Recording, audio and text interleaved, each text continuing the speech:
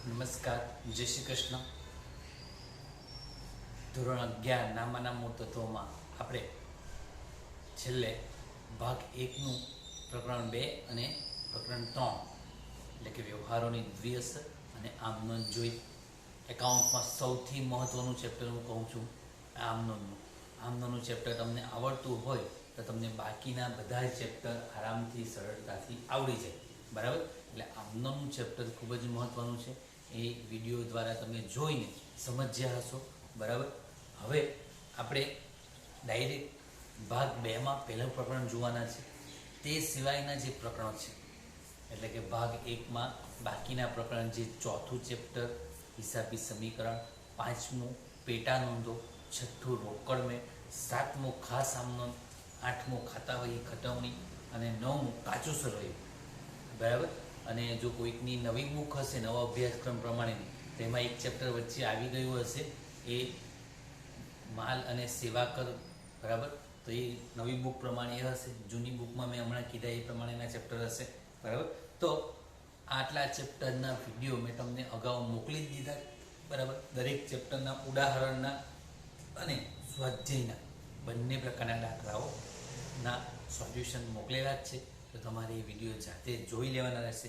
જો કોઈ ચેપ્ટરમાં ન સમજાય તો મને જણાવજો, એટલે હું એને લગતો તમને એક વિડીયો બનાવીને પણ મોકલીશ.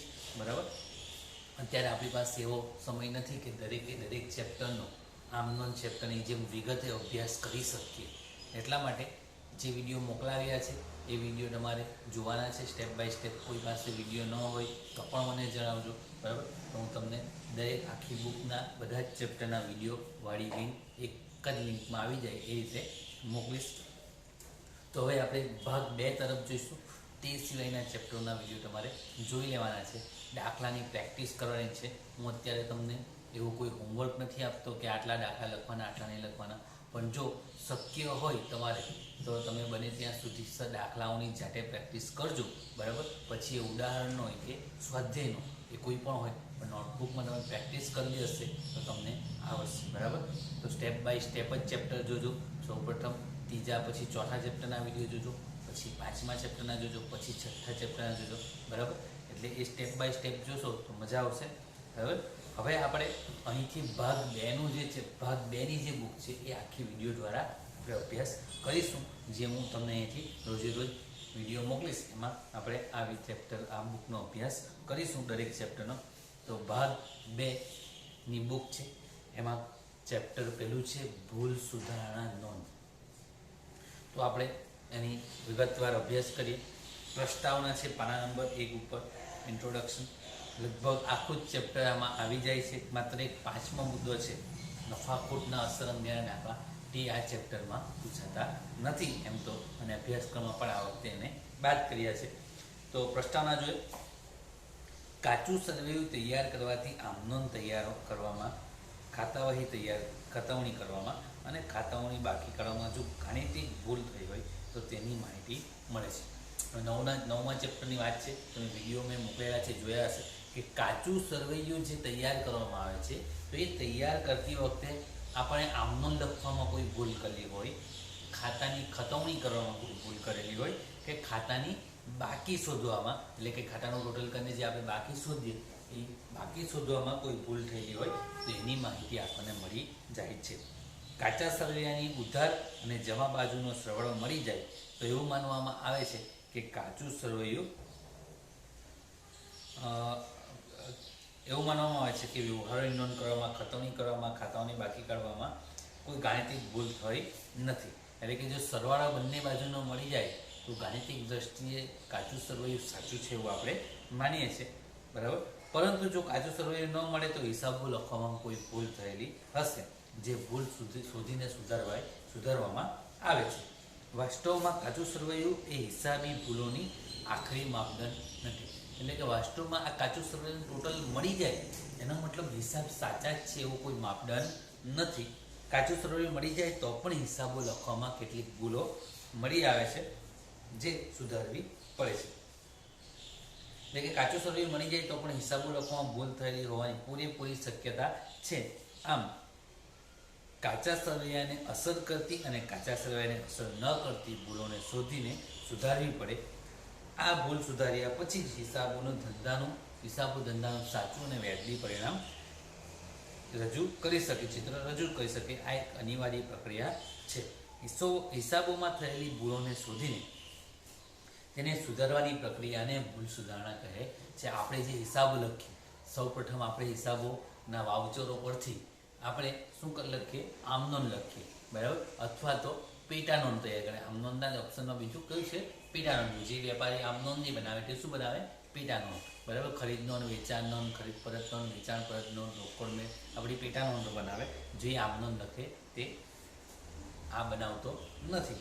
તો આમનોંધ અથવા પેટા નોંધ લખવામાં આવે. ત્યાર પછી એના આધારે ખાતાની શું શોધવામાં આવે? ખાતાની ખતવણી કરવામાં આવે. એટલે કે દાખલા તરીકે આપણે આમનોંધ લખી હોય, ખરીદ ખાતે ઉધારતે મહેશ ખાતે, તો ખરીદ ખાતું ખોલવામાં આવે, મહેશ ખાતું ખોલવામાં આવે. આવી જેટલી પણ આપણે આમનોંધ લખીએ બધાના આધારે શું અલગ અલગ ખાતા ખોલવામાં આવે. એ ખાતામાં એની એન્ટ્રી કરવામાં આવે અને પછી છેલ્લે વર્ષના અંતે ટોટલ કરીને એની ખાતાની બાકી શોધવામાં આવે. એ બાકીને લઈ જવામાં આવે ત્યાં કાચા સરવૈયામાં, બરાબર. તો આ લાંબી પ્રક્રિયામાં ઘણી જગ્યાએ ભૂલ થવાની શક્યતા રહેલી છે. તો આ ભૂલ સુધારણાની પ્રક્રિયા જે છે તેને શું કહેવામાં આવે? ભૂલ સુધારણા નોંધ. ભૂલ સુધારણાના હેતુઓ નીચે મુજબ છે. કાચું સરવૈયું તૈયાર કરતા પહેલાં જ્યારે લખેલી હિસાબમાં ભૂલ મળી જાય ત્યારે તે ભૂલ સુધારવી. બીજું, જે તે હિસાબી વર્ષ માટે કાચું સરવૈયું તૈયાર કર્યા બાદ લખેલા હિસાબોમાં ભૂલ જણાય ત્યારે તે ભૂલ સુધારવી. ચોથું, ભૂલ સુધારણા દ્વારા સાચી હિસાબી માહિતી પરથી જે તે હિસાબી સમયના અંતે પાકું સરવૈયું તૈયાર કરી સાચી નાણાકીય સ્થિતિ દર્શાવવા માટે, બરાબર. તો આ બધા એના હેતુઓ છે. આપણે થિયરિકલ માહિતી છે, બહુ ઇમ્પોર્ટન્ટ નથી એટલી બધી, બરાબર, કોઈ જગ્યાએ પૂછાતી નથી. હવે જે છે નેક્સ્ટ સ્ટેપ પર આપણે જોઈશું હિસાબી ભૂલોના પ્રકાર, બરાબર, ટાઈપ ઓફ એરર્સ. તો આપણે કયા કયા પ્રકારની ભૂલો કરીએ છીએ એને બે ભાગમાં વહેંચવામાં આવે છે. કાચા સરવૈયા પર અસર ન કરતી ભૂલો અને કાચા સરવૈયા પર અસર કરતી ભૂલો. જે આપણે કાચું સરવૈયું તૈયાર કરીએ છીએ તેના પર કેટલીક ભૂલો અસર નથી કરતી અને કેટલીક ભૂલો અસર કરે છે. તો એ કઈ છે? તો સૌપ્રથમ આપણે જોઈશું કાચા સરવૈયા પર અસર ન કરતી ભૂલો. પહેલી ભૂલ છે વિસર્જ ચૂકની ભૂલ. બીજી સિદ્ધાંતની ભૂલ. ત્રીજી ખોટા ખાતે લખવાની ભૂલ. ચોથી મૂળ ચોપડો લખતી વખતે થયેલી ભૂલ. અને પાંચમી ભરપાઈ ચૂકની ભૂલ. તો આ 5 પ્રકારની ભૂલો કાચા સરવૈયાને અસર કરતી નથી. ત્યારબાદ જોઈશું કાચા સરવૈયાને અસર કરતી ભૂલો. જેમાં ખટવણી અંગેની ભૂલ, ખાતાની બાકી શોધવા અંગેની ભૂલ, પેટા નોંધોના સરવાળાની ભૂલ અને કાચું સરવૈયું તૈયાર કરતા થતી ભૂલ, બરાબર. તો આ દરેક ભૂલો અલગ અલગ પ્રકારની ભૂલો જે છે તે આપણે અહીંયા અભ્યાસ કરીશું. સૌપ્રથમ કાચા સરવૈયાને અસર ન કરતી ભૂલો જોઈએ. તો પાછળ પાના નંબર 2 ઉપર આપવામાં આવ્યું છે.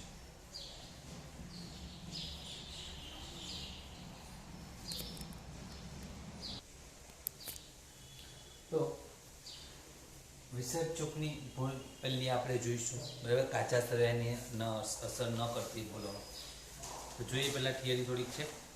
હિસાબો ગાણિતિક દ્રષ્ટિએ સાચા છે કે નહીં તે જાણવા માટે કાચું સરવૈયું તૈયાર કરવામાં આવે છે. પરંતુ કાચા સરવૈયાની ઉધાર બાકી અને જમા બાકીના સરવાળા સરખા થાય છે, એટલે હિસાબો સાચા જ છે એમ કહી શકાય નહીં. અહીં એવું કહેવા માંગે છે ટૂંકમાં કે કાચા સરવૈયાનો ઉધાર અને જમાનો સરવાળો, ઉધાર બાકીઓ અને જમા બાકીનો સરવાળો સરખો જ થાય તો હિસાબો સાચા જ છે એમ કહી શકતા નથી. કેટલીક હિસાબી ભૂલો થવા છતાં કાચું સરવૈયું મળી રહે છે. આવી ભૂલોને કાચા સરવૈયાને અસર ન કરતી ભૂલો કહેવામાં આવે છે. એટલે કે કાચા સરવૈયાને અસર ન કરતી ભૂલો એટલે શું? તો કાચા સરવૈયાની ઉધાર બાકીનો સરવાળો અને જમા બાકીનો સરવાળો બંને કેવો થાય? સરખો થાય.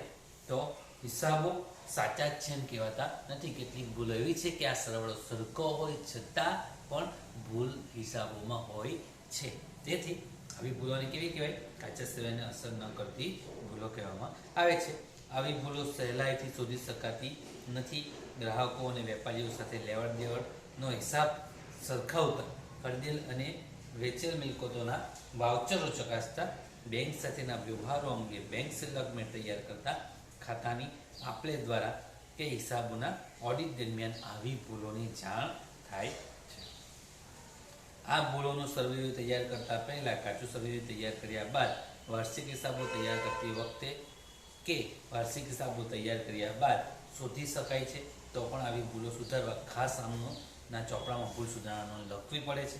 હવે આપણે જોઈશું વિસર્ગ ચૂકની ભૂલ, એરર ઓફ ઓમિશન.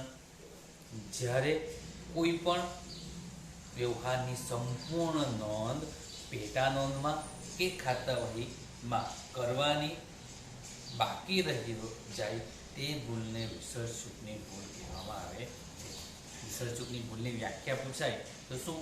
જ્યારે કોઈ પણ વ્યવહારની નોંધ પેટા નોંધ કે ખાતાવહીમાં કરવાની બાકી રહી તો તે ભૂલને વિસર્ગ ચૂકની ભૂલ કહેવાય છે. આ ભૂલને કારણે ઉધાર અને જમા બંને અસરો આપવામાં આવેલ ન હોવાથી કાચું સર્વેયુ મળી જાય છે અને વિસર્ગ ચૂકની ભૂલ બે તબક્કે થઈ શકે છે. પેટા નોંધ કે આમ નોંધમાં વ્યવહારોની નોંધ લેવાનું વિસરાઈ જાય એટલે વિસર્ગ ચૂકની ભૂલની વ્યાખ્યા પૂછાય તો ટૂંકમાં વ્યાખ્યા શું? જ્યારે કોઈ વ્યવહારની નોંધ પેટા નોંધ કે ખાતાવહીમાં કરવાની બાકી રહી જાય અથવા તો ભૂલાઈ જાય અથવા તો વિસરાઈ જાય તો આવી ભૂલોને કઈ ભૂલ કહેવાય? વિસર્ગ ચૂકની ભૂલ કહેવાય છે. તો આવી ભૂલો સુધારવા માટે કરવાનું શું? તો તેનો આપણે એક નાનો અમથું ઉદાહરણ જોયું. દાખલા તરીકે આપ્યું છે રોકડ વેચાણ ₹2000 ની નોંધ કરવાની રહી ગઈ. રોકડ વેચાણની ₹2000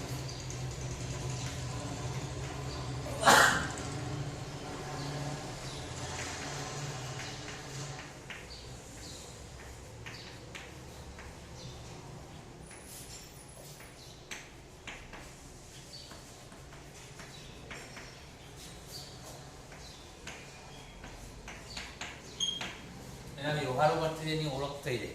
અહીંયા વ્યવહાર હું શું કીધો છે કે નોંધ કરવાની રહી ગઈ એટલે કે ભૂલાઈ ગઈ અથવા તો બાકી રહી ગઈ. તો આ ભૂલ પરથી ઓળખી શકાય કે આ કઈ ભૂલ છે? વિસર્ગ ચૂકની ભૂલ. તો આવી ભૂલ સુધારવા માટે આપણે કરવાનું શું? તો આપણે વેચાણ કરીએ રોકડેથી, બરાબર? રોકડેથી આપણે શું કરીએ? વેચાણ કરીએ તો વેચાણ ખાતે શું કરીએ? જમા. વસ્તુ વેચીએ અને રોકડા આપણને મળે તો રોકડ આવે તો શું કરશું? ઉધાર. વેચાણ ખાતે જમા. અને આ નોંધ શું આવે? સાચી નોંધ રોકડ ખાતે ઉધાર તે વેચાણ ખાતે જમા. 2000 બાબત જે આની બાબત જે શું કરશું? તો ₹2000 ને નોંધ કરવાની, રોકડ વેચાણની નોંધ કરવાની રહી ગઈ, તેની વિસરાઈ ગઈ તેના, બરાબર? તો આ રીતે લખવાથી ભૂલ સુધરી જાય. એનો મતલબ જ્યારે પણ કોઈ વ્યવહારની નોંધ કરવાની ભૂલાઈ ગઈ હોય તો ભૂલ સુધારણા માટે આપણે આમ નોંધ શું કરશું? જે એની સાચી નોંધ છે તે જ નોંધ કરી દેવાથી એ ભૂલ સુધરી જશે. બીજું, પેટા નોંધ કે ખાસ આમ નોંધ કે આમ નોંધમાં વ્યવહાર નોંધ થયેલ હોય પરંતુ સંકળાયેલા ખાતાની ખટવણી કરવાની રહી ગઈ હોય તો ત્યારે શું કરશું? એટલે કે આપણે આમ નોંધ કરવાની ભૂલી ગયા હોય તો સાચી આમ નોંધ આ રીતે લખવાથી એની આમ ભૂલ સુધરી જશે, બરાબર? એટલે કે દાખલા તરીકે હિસાબમાં લખવાની જ રહી ગઈ છે આમ નોંધ, તો આપણે આમ નોંધ લખી કાઢવાની એટલે એ ભૂલ સુધરી જાય. હવે બીજું કે આમ નોંધ તો લખેલી છે પરંતુ એની ખાતાની ખતવણી કરવાની નથી છે. ખાતાની ખતવણી આપણે ચેપ્ટર શીખેલા છે. કેટલા ખાતા ખુલશે એમાં? રોકડ ખાતું અને વેચાણ ખાતું, બરાબર? રોકડ ખાતું, ખાતાની બે બાજુ હોય, બરાબર? એકદમ નમૂના શોર્ટકટમાં હું બનાવું છું, બરાબર? આ રીતે ખાતા આપણે શીખેલા છે, ઉધાર અને જમા, વિગત, રૂપિયા, વિગત, બરાબર? આ રોકડ ખાતું, બરાબર? આવી રીતે બીજું આપણું ખાતું ખોલવામાં આવશે કયું? આમ નોંધના આધારે વેચાણ ખાતું.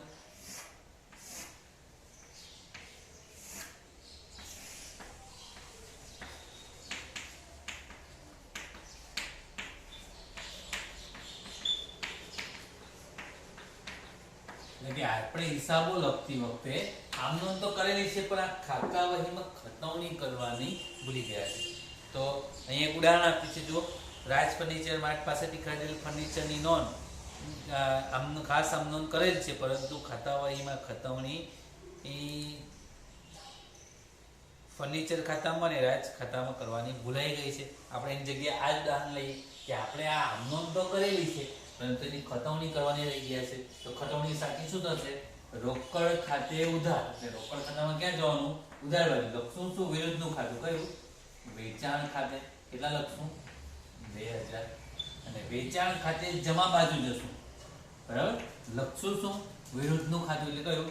રોકડ ખાતે 2. બરાબર. આ રીતે ખતવણી કરવાથી એની ભૂલ સુધરી જાય. જે એનો મતલબ વિસર્જકની ભૂલ એકદમ સિમ્પલ, જે નથી કર્યું તે કરી દેવાનું. એટલે કે જે આમનોંધ લખવાની ભૂલી ગયા હોય તો આમનોંધ લખી દેવાની, ખતવણી કરવાનું ભૂલી ગયા હોય તો ખતવણી કરી દેવાની, એટલે ભૂલ સુધરી જશે. નીચે રાજ ફર્નિચર વાળું છે, એમાં પણ રાજ ફર્નિચર માર્ટમાંથી ફર્નિચર ખરીદ્યું હોય તો આપણે ફર્નિચર આમનોંધ શું લખીએ? ખાસ આમનોંધ ફર્નિચર ખાતે ઉધાર તે રાજ ફર્નિચર માર્ટ ખાતે જમા. તો ફર્નિચર ખાતામાં ઉધાર બાજુ લખી દઈશું, બરાબર. રાજ ફર્નિચર માર્ટ ખાતે ને રાજ ફર્નિચર માર્ટ ખાતામાં જમા બાજુ લખશું ફર્નિચર ખાતે. આમ લખવાથી ભૂલ સુધરી જશે, બરાબર. હવે બીજા પ્રકારની ભૂલ છે સિદ્ધાંતની ભૂલ, એરર ઓફ પ્રિન્સિપલ. જ્યારે વ્યવહારની નોંધ કરવામાં નામાના સિદ્ધાંતોનું પાલન કરવામાં ન આવે તો એને પરિણામે જે ભૂલ ઉદ્ભવે તેને સિદ્ધાંતની ભૂલ કહેવાય. પરીક્ષામાં પૂછાય વ્યાખ્યા તો શું? સિદ્ધાંતની ભૂલ એટલે કે જ્યારે વ્યવહારોની નોંધ કરવા માટે નામાના જે સિદ્ધાંતો છે તેનું પાલન કરવામાં ન આવે, તેના કારણે જો કોઈ ભૂલ ઉદ્ભવે તો એ સિદ્ધાંતની ભૂલ કહેવાય. આવી ભૂલ કાચા શરીરની અસર કરતી નથી, કારણ કે વ્યવહારની નોંધ ઉધાર જમા સરખી રકમથી થઈ જાય છે, પરંતુ ખોટા ખાતે ઉધાર કે ખોટા ખાતે જમા કરવામાં આવે છે. એક ઉદાહરણ લઈએ એટલે ખ્યાલ આવે, બરાબર.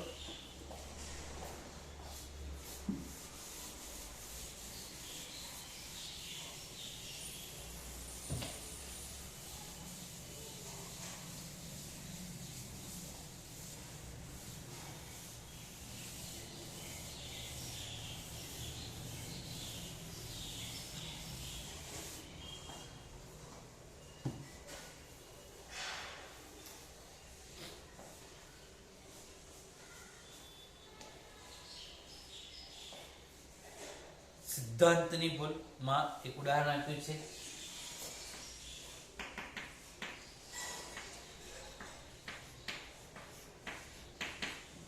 યંત્રની ખરીદી રૂપિયા 20,000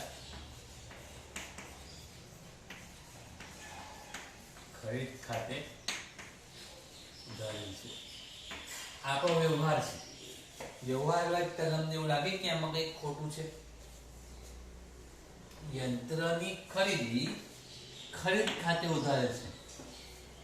હવે આપણે જો યંત્ર ખરીદ વેચાણનો ધંધો કરતા હોય તો યંત્ર આપણા માટે માલ કહેવાય. અહીંયા તો યંત્રની ખરીદી કરી આપણે, એટલે આપણે કોઈ ધંધો કરતા છે તેના માટે મહત્વનું મશીનરી ખરીદી, તો મિલકત ખરીદી છે. તો માલ ખરીદીએ તો ખરીદ ખાતે ઉધાર છે, અને તો મિલકત ખરીદી છે તો આમનોંધ એની સાચી આમનોંધ શું આવે? તો અહીંયા એક મિનિટ, સાચી નોંધ લખીએ. પહેલા સાચી નોંધ શું આવશે? યંત્ર ખરીદીએ તો યંત્ર ખાતે ઉધાર, બરાબર, તે રોકડ ખાતે જમા. કેટલા? 20,000 બરાબર. અને હવે આપણે ખોટી નોંધ શું કરી છે? તો ખોટી નોંધ અહીં આપી દીધી છે. યંત્રની ખરીદી 20,000 શાના ખાતે ઉધારેલ છે? ખરીદ ખાતે. એટલે ખરીદ ખાતે ઉધારેલ છે એટલે એ ખોટું છે. તો ખરીદ ખાતે ઉધાર તે રોકડ ખાતે આ રીતે નોંધ કરવી હશે. તમે ઉદાહરણમાં જવાબમાં પણ જોઈ લો, બરાબર. આ રીતે નોંધ આપી છે. સાચી નોંધ શું આપી છે? આપણે શું કરવી જોઈએ? યંત્ર ખરીદીએ તો યંત્ર ખાતે ઉધાર, કંઈ કીધું નથી એટલે રોકડની ચૂકવવી હશે તો રોકડ ખાતે જમા. ખોટી નોંધ ખરીદ ખાતે ઉધાર છે એટલે ખરીદ ખાતે ઉધાર તે રોકડ ખાતે જમા. હવે આ તો સાચી નોંધ ખોટી નોંધ છે. આપણે જવાબમાં સુધારની નોંધ લખવાની. કેવી નોંધ? સુધારની. આ તો જે છે આપણે લખ્યું, જે છે શુદ્ધ લખેલું છે તે લખ્યું અને ખરેખર શું આવે તે લખ્યું. આપણે આ ભૂલ જે થઈ છે તે સુધારવા માટે શું કરવાનું, તો એના માટે એક નિયમ છે. નિયમ તમને ક્યાં આપ્યો હશે તો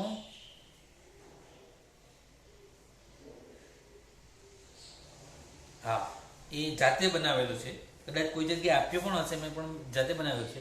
સાચું છે તેને નોંધો, ખોટું છે તેની વિરુદ્ધ અસર કરો. શું નિયમ? આ ભૂલો સુધારવા માટે સાચું છે તેને શું કરવાનું, નોંધવાનું, ખોટું છે તેની વિરુદ્ધ અસર. તો સાચું શું છે?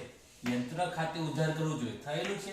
નથી થયું. તો સાચું છે તે આપણે નોંધ્યું. યંત્ર ખાતે ઉધાર કરવાનું છે 20,000, જે નથી કર્યું એ નોંધ્યું. એટલે સાચું છે તે નોંધ્યું. રોકડ ખાતે જમા સાચું છે, નોંધેલું છે? હા, નોંધેલું છે. બરાબર. ખરેખર આપણે ચોપડે આમ નોંધ કરી લીધી.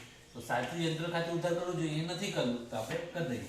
રોકડ ખાતે જમા 20,000 થવા જોઈએ, થયેલા છે એટલે એ પણ થઈ ગયું. ખોટું છે તેની વિરુદ્ધ અસર. ખોટું છે, શું ખોટું છે? ખરીદ ખાતે ઉધાર ખોટું છે, તેની વિરુદ્ધ અસર શું થાય?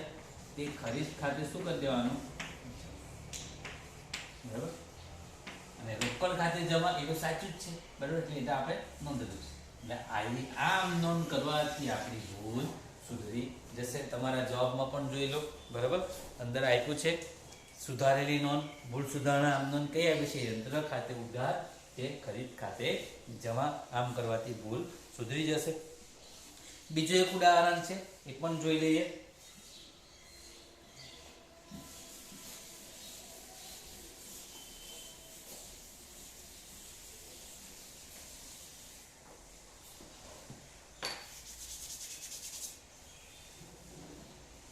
રહીમ પાસેથી મળેલ કમિશન ₹600 રહીમ ખાતે જમા થયેલ છે. વ્યવહાર અહીંયા ઉપર લખું છું. રહીમ પાસેથી મળેલ કમિશન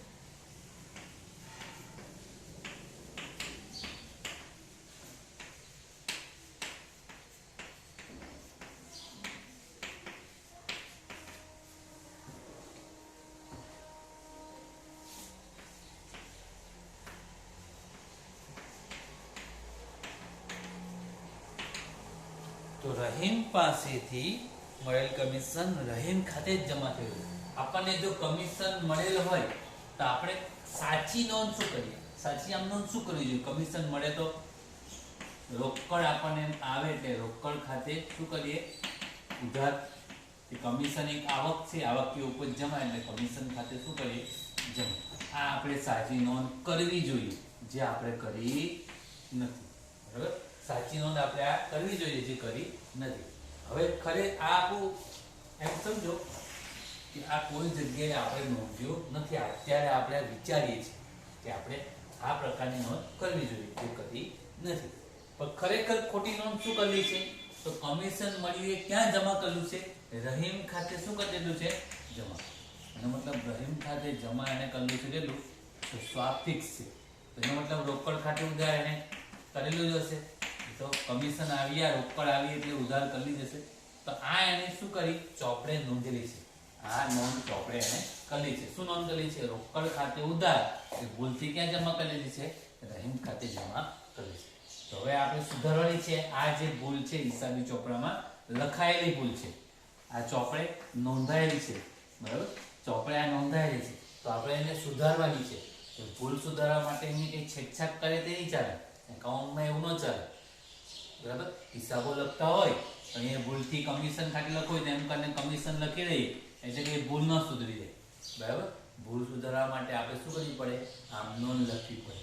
તો આપણે ભૂલ સુધારવા માટે આમ નોંધ લખશું. તો આમ નોંધ લખવા માટે આનો નિયમ શું? આ પ્રકારની ભૂલમાં સાચું છે તે નોંધવાનું, ન નોંધ્યું હોય તો, અને ખોટું છે તેની શું આપવાની? વિરુદ્ધ અસર. તો રોકડ ખાતે ઉધાર સાચું છે, તો એ નોંધેલું છે ચોપડામાં નોંધેલું છે. તો રોકડ ખાતે ઉધાર 600 થવા જોઈએ, થયેલા છે, બરાબર. નીકળી ગયું. કમિશન ખાતે જમા 600 થવા જોઈએ, કરેલા છે ચોપડા? નથી કરેલા. તો આપણે જમા કરીએ તે કમિશન ખાતે જમા થવા જોઈએ 600, તો એ લખી દઈએ, બરાબર. રેડી થઈ ગયું, બરાબર. આવી થઈ ગયું. હવે ખોટું છે તેની વિરુદ્ધ અસર, તો ખોટું માત્ર એટલું જ છે કે રહીમ ખાતે જમા ખોટું કરવું છે, એની વિરુદ્ધ અસર શું? રહીમ ખાતે ઉધાર કરશું, જમાનું ઉધાર વિરુદ્ધ અસર. તો આ તમારી સાચી નોંધ, સુધારેલી નોંધ થઈ, બરાબર. રહીમ ખાતે ઉધાર કે કમિશન ખાતે જમા એમ લખવાથી તમારી ભૂલ સુધરી જશે. તમારા જવાબમાં જોઈ લો, બરાબર. એ પ્રકારનું જ છે. નીચે સમજૂતી આપી છે. બંને વ્યવહારોની નોંધમાં રોકડ ખાતામાં કોઈ ભૂલ નથી, પરંતુ પ્રથમ વ્યવહારમાં યંત્ર ખાતું ઉધારવાના બદલે ખરીદ ખાતું ઉધારેલ છે, બરાબર. એ આપણે અગાઉ જોઈ ગયા. ખરીદ ખાતું ભૂલથી ઉધારેલ છે તે ખરીદ ખાતું જમા કરવામાં આવશે. બીજા વ્યવહારમાં કમિશન ખાતું જમા કરવાના બદલે રહીમ ખાતે જમા કરેલું છે, બરાબર. તો નોંધમાં સાચું ખાતું કમિશન ખાતું જમા કરવામાં આવશે અને રહીમનું ખાતું ઉધાર કરવામાં આવશે, એટલે ભૂલ સુધરી જશે. તો આપણે સાચા સરળને અસર ન કરતી ભૂલોમાં બે પ્રકારની ભૂલ જોઈ, વિસર્જકની ભૂલ અને સિદ્ધાંતની ભૂલ. હવે આપણે આગળ ખોટા ખાતે લખવાની ભૂલોનો અભ્યાસ નેક્સ્ટ વિડીયોમાં કરીશું.